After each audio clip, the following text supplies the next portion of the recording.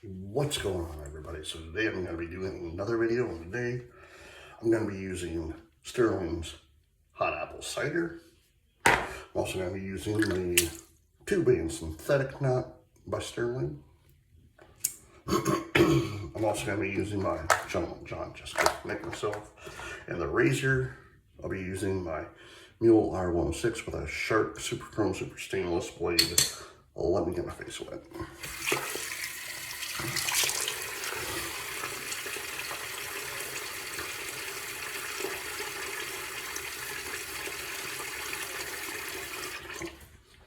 How's everyone doing today?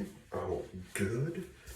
It is Monday, November 10th, 2025. Today slash later tonight will mark around like 7:10, between like 7 p.m. and 7:25 p.m. will mark the 50th anniversary of the SS Edmund Fitzgerald that went down in Lake Superior, and technically it was on the Canadian side. So yeah, let's talk about that. You know, like it's 50th anniversary. So 50 years ago today, exactly 50 years ago to the day, Monday, November 10th, 1975, the Edmund Fitzgerald, the SS Edmund Fitzgerald, which was captained by Ernest McSorley, was in a hellacious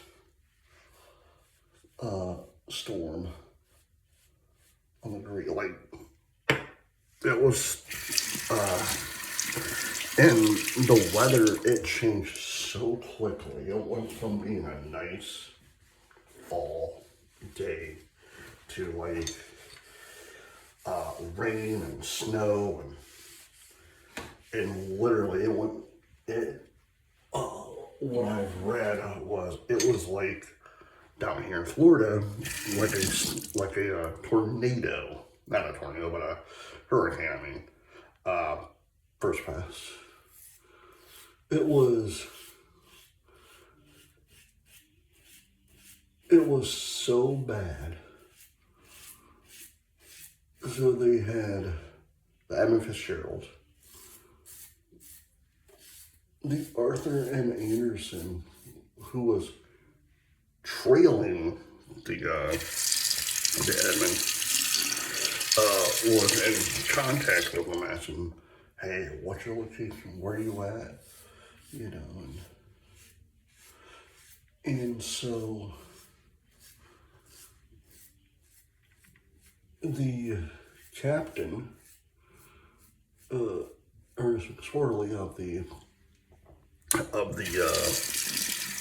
Edmund Fitzgerald, was talking to Bernie Cooper, who was the captain of the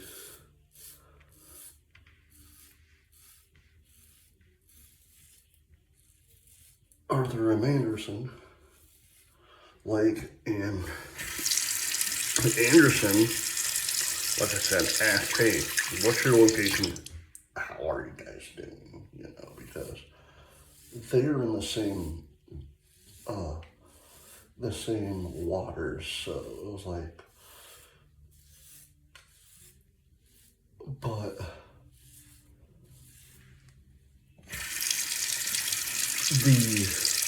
the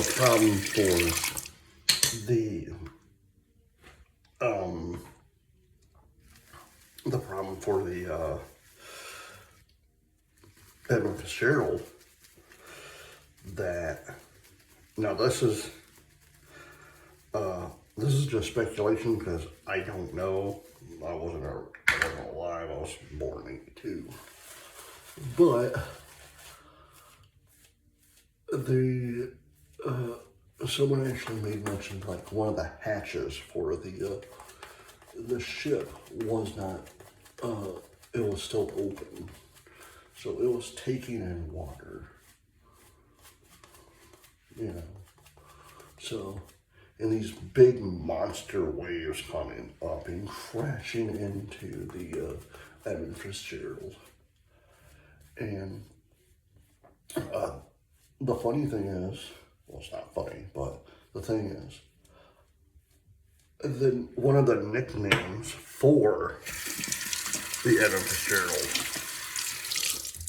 was the Titanic of the Great Lakes, because how big and massive this thing was. What an odd coincidence of saying that. It was the Titanic of the Great Lakes.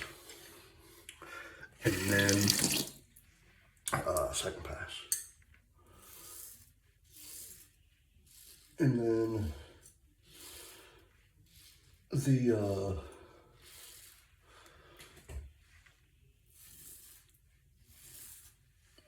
Arthur M. Anderson, who was, again, trailing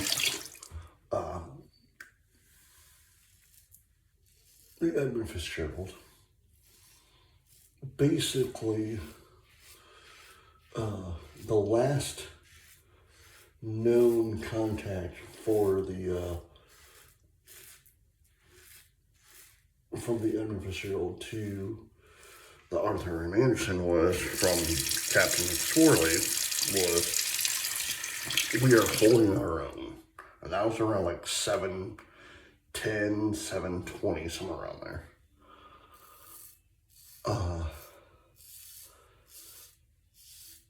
And then the Anderson looked on the radar and there was nothing, you know. So everyone has suggested and suspected that a massive wave just came and just took the Edmund down, because it kept bottoming out, you know, because at one point it was mentioned that they could have hit the bottom at Caribou Shores, or Caribou Island, on the shoreline, and they didn't know it. You know, because you're in a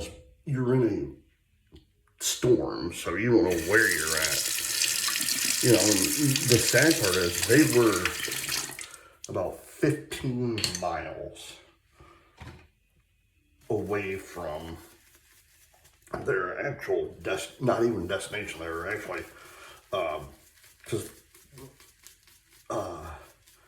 if you know the song, The Wreck of the Edmund Fitzgerald, that song is like, it's half true, half false.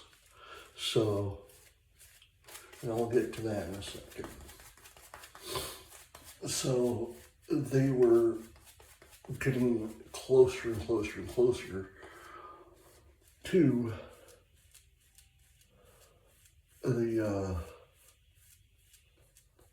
to Whitefish Bay, Whitefish Point, Whitefish Bay, but they never made it because of the big wave that came and took them down.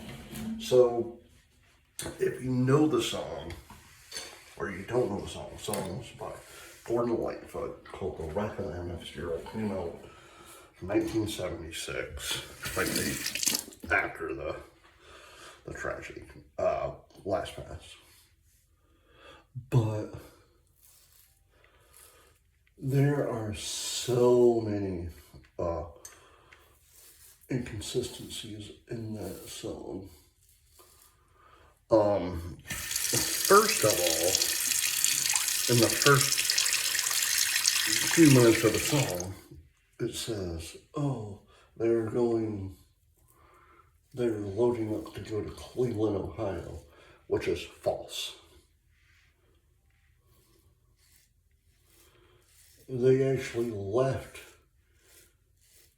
Superior, Wisconsin, and they are actually heading to Detroit, Michigan, not Wisconsin.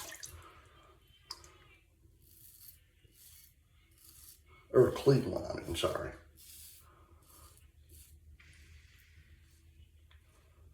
And the other thing, and this is the one that every time I listen to the song,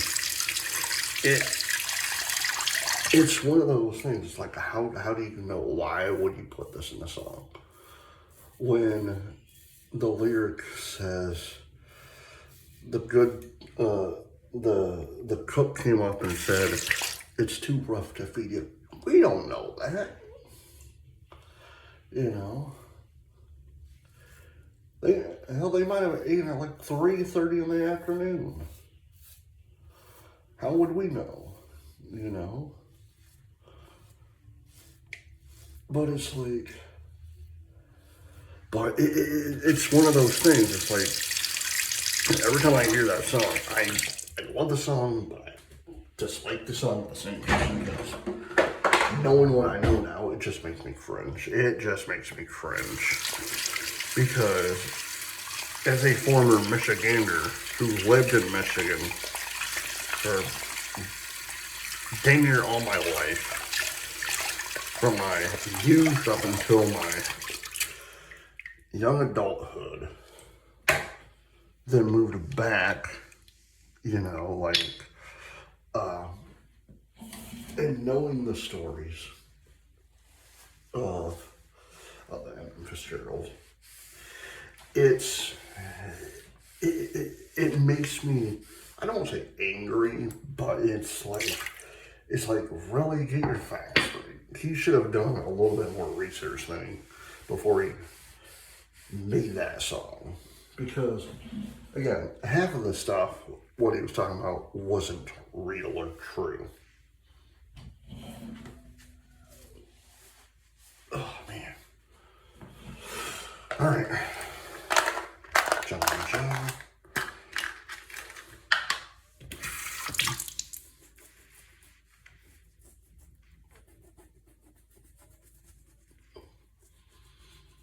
But I do have a video on my other channel about the wreck of the Emmett Fitzgerald as well, so.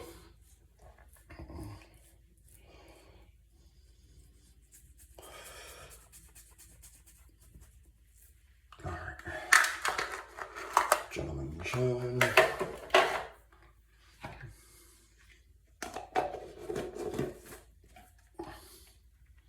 Hot apple cider by Stirling. Really amazing stuff.